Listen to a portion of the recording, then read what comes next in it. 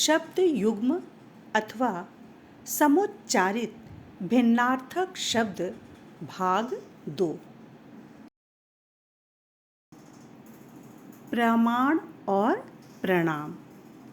प्रमाण का अर्थ है सबूत या साक्ष्य और प्रणाम यानी नमस्कार। वदन और बदन।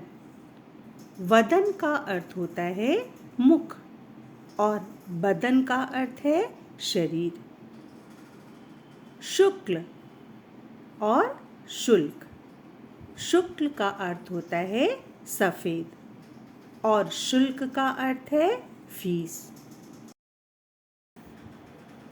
कुल और कूल।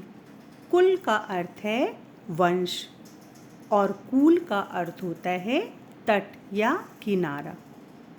कपट और कपाट।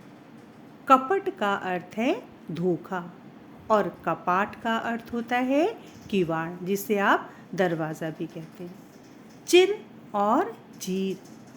चिर का अर्थ होता है पुराना और चीर का अर्थ है वस्त्र। प्रसाद और प्रासाद। प्रसाद का अर्थ है कृपा और प्रासाद का अर्थ होता है महल। अनुसरण और अनुकरण। अनुसरण का अर्थ है पीछे चलना और अनुकरण का अर्थ है पीछे करना। नियत और नियति। नियत का अर्थ होता है निश्चित और नियति का अर्थ है भाग्य। देव और दैव। देव का अर्थ है देवता या भगवान और दैव का अर्थ है भाग्य।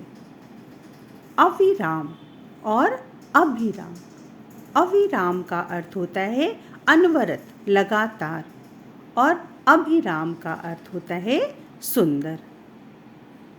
अंश और अंश।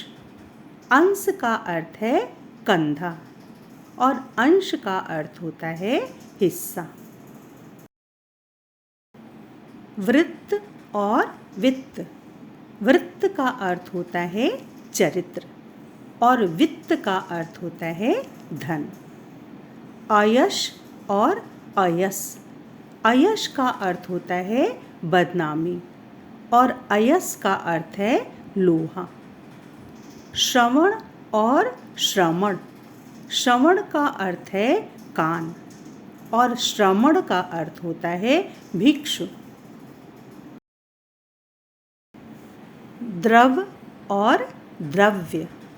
द्रव का अर्थ होता है तरल पदार्थ और द्रव्य का अर्थ है धन। लक्ष्य और लक्ष्य। लक्ष्य का अर्थ होता है लाख और लक्ष्य का अर्थ होता है उद्देश्य। सकल और शकल। सकल माने संपूर्ण और शकल का अर्थ होता है खंड। नीर और नीड़। नीर का अर्थ होता है जल और नीड़ का अर्थ होता है घोंसला। कृपण और कृपाण। कृपण का अर्थ है कंजूस और कृपाण का अर्थ होता है कटार। प्रारंभ और प्रारब्ध। प्रारंभ का अर्थ होता है आरंभ या शुरुआत और प्रारब्ध का अर्थ होता है भाग्य। अब्ज और अब्द। अब्ज का अर्थ होता है कमल और अब्द का अर्थ होता है वर्ष। जलद और जलधि। जलद का अर्थ होता है बादल और जलधि का अर्थ होता है समुद्र। शर और सर। शर का अर्थ होता है बाण और सर का अर्थ होता है तालाब।